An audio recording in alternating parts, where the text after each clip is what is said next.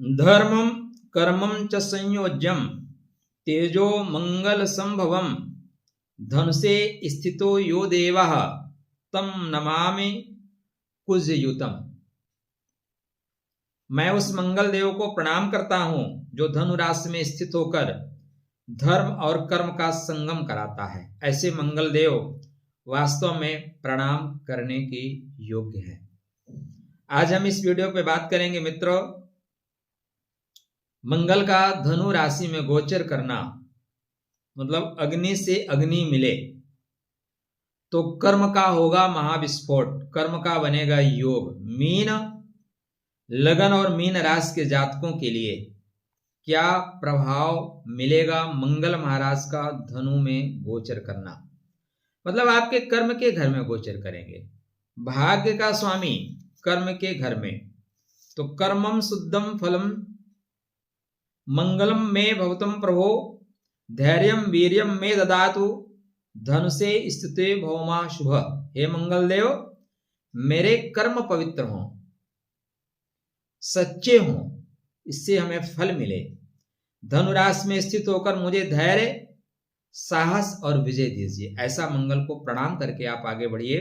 सफलता यत्र तत्र सर्वत्र आपको मिलेगी। कर्म में लग जाइए, फल स्वयं आपको ढूंढ लेगा। पॉइंट क्या है? आप कर्म में लग जाइए, फल स्वयं आपको और आपके मार्ग दोनों को ढूंढ लेगा। जहां भय खत्म होगा वहीं मंगल आरंभ करेगा, मंगल प्रारंभ करेगा। तो यह समय उन्नति का, बदलाव का, क्रियात्मक होने का। चैनल को सब्सक्राइब करने का भी है, कर लीजिए। देखिए, आप लोग सुन सुन के थक जाओगे, लेकिन हम कह कह के नहीं थकेंगे। यूट्यूब ने एक नई तरह के भिखारी पैदा कर दिए हैं, ठीक है। कृपया सब्सक्राइब करें, कृपया लाइक करें, कृपया शेयर करें। अच्छा, हम लोग आप लोगों से मांग भी क्या सकते हैं? ये तो नहीं कहेंगे ना कि अकाउंट नंबर पे पैसा जमा करें तो इतना तो आपके लिए भी बनता ही बनता है, तो कर लीजिए।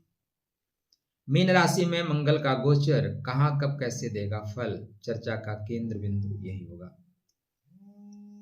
ये लीजिए, कोई फोन बजा रहा है। तो मंगल महाराज 7 दिसंबर से धनु में रहेंगे और ये जनवरी मध्य तक रहेंगे। अग्नि में जल का संगम मतलब कर्म में भावना का मिलना।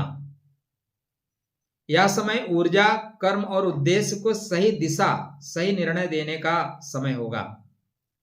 आपकी जो राशि है मीन राशि, जल तत्व की राशि है। धनु राशि अग्नि तत्व की राशि है। तो एक अग्नि दूसरे अग्नि में जा रही है, लेकिन मीन का जल उसको संतुलित करेगा। मंगल धनु में प्रवेश करेगा तो गुरु और मंगल का योग बनते हैं, जिसे कहते हैं धार्मिक कर्म योग या आत्म साक्षात्कार का काल।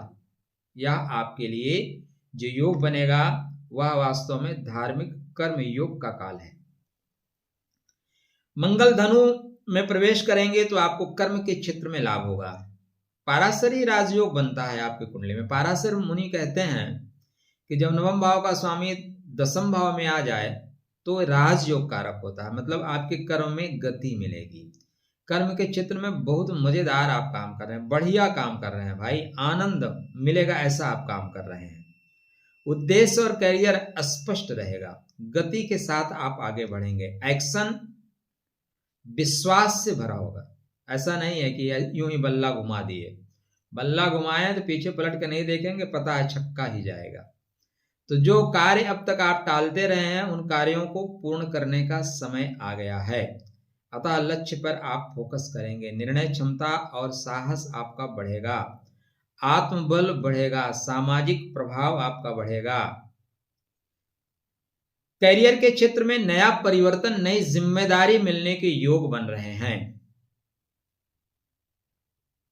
या अभी मिले या ना मिले, मार्च में जरूर मिलेगा। उसके पहले की भूमिका आपके मंगल महाराज बना रहे हैं। स्टार्टिंग में ये मूला नक्षत्र में रहेंगे। मूला का मतलब होता है मूल तत्वों से जुड़ के चलने वाले, परंपराओं को मानने वाले, राष्ट्रीयता को मानने वाले, नियमों को मानने वाले। उसके पश्चात ये शुक्र महाराज के नक्षत्र पूर्वाषाढ़ा नक्षत्र में जाएंगे, जो लाभ का नक्षत्र, पैसा का नक्षत्र। देखो महाराज, हम आप कुछ भी काम करें पैसा तो चाहिए चाहिए, अर्थ के बिना सब व्यर्थ है। शुक्र का मतलब पैसा। तो विदेश से जुड़े लोगों से आपको लाभ मिलेगा। ऑनलाइन कार्यों में आपके विस्तार होगा। जो लोग शिक्षा के क्षेत्र में, यात्रा के क्षेत्र में, अध्यापन के क्षेत्र में या प्रशासन के क्षेत्र में हैं, उनके लिए यह समय अत्यंत श्रेष्ठ वातावरण क्रिएट करने वाला होगा। आर्थिक स्थिति कैसी रहेगी, क्योंकि अर्थ के बिना सब व्यर्थ है। और मंगल महाराज आपके बर्थ चार्ट पे अर्थ के कारक है भाई। भाग्य और अर्थ दोनों इनके पास हैं। धन भी है और धर्म भी है, दो दो कारकत्व को लेके चल रहे हैं। तो मंगल आर्थिक वृद्धि को गति देगा, मतलब पैसा कुछ इतना कमवाएगा कि बोलोगे भैया कुछ पैसा एफडी ओफडी कर दो। ऐसा योग संयोग बनेगा। मेरे कहने से कुछ नहीं होगा महाराज, मैं तो आपके लिए एक रोड मैप बता रहा हूं। यहाँ पे चल के आप लाभ ले सकते हैं, शेष आपकी इच्छा। निवेश में लाभ जो है संभल कर करें। बहुत छोटे प्रोजेक्ट या छोटे समय के लिए प्रोजेक्ट पे ना करें। जैसे शेयर मार्केट में कुछ प्रोजेक्ट होते हैं जो साल भर के लिए, 16 महीने के लिए। मंगल तो कहता है 8 महीने से नीचे का प्रोजेक्ट मत तैयार करो। अगर आप 10-5 दिन का प्रोजेक्ट तैयार करते हैं तो मंगल सपोर्ट नहीं करेगा। तकनीकी के क्षेत्र में, एजुकेशन के क्षेत्र में आप अगर निवेश करते हैं तो यहां से आपको लाभ होगा। कर्म से आय अधिक होगी। कर्म से आय अधिक होने के योग बन रहे हैं। संबंधों के दृष्टिकोण से बात करें तो संबंधों में जोश होगा, संबंधों में आकर्षण बढ़ेगा, परंतु अति बुरा है। अति दान बलि राजा, अति गर्वेण रावण, अति रूपवती सीता, अति सर्वत्र वर्जते। अति नहीं होना चाहिए। चाहे प्रेम हो चाहे क्रोध हो, दोनों में अति मत करना, नहीं आपकी गति दुर्गति में बदल जाएगी। अविवाहित जातकों के लिए नया संबंध बनने का योग बन रहा है, और जो विवाहित हैं उनको संबंधों में ऊर्जा के साथ आगे बढ़ने का संयोग बन रहा है। पार्टनर की भावनाओं को समझो भाई। परिवार में किसी सदस्य की उपलब्धि मन को प्रसन्नता देने वाली होगी। पिता या गुरुतुल्य लोगों का मार्गदर्शन, उनको प्रणाम करके जाना आपके जीवन में परिणाम को सुंदर कर देगा। आप करके देखिए। आप हमारी बात मत मानिए, आप करके देखिए। अगर लाभ मिलेगा तो करिएगा, नहीं तो मत करिएगा महाराज। घर में नए कार्य का शुभारंभ हो सकता है। बड़े बुजुर्गों का आशीर्वाद और सलाह अवश्य लीजिए। करिए या ना करिए, लेकिन लीजिए।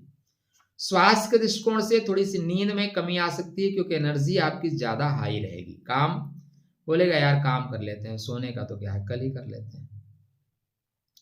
कंधे, जांघ, घुटने, ज्वाइंट से रिलेटेड चीजों में थोड़ी सी खिंचाव आएंगे, खासकर शुक्र के नक्षत्र में।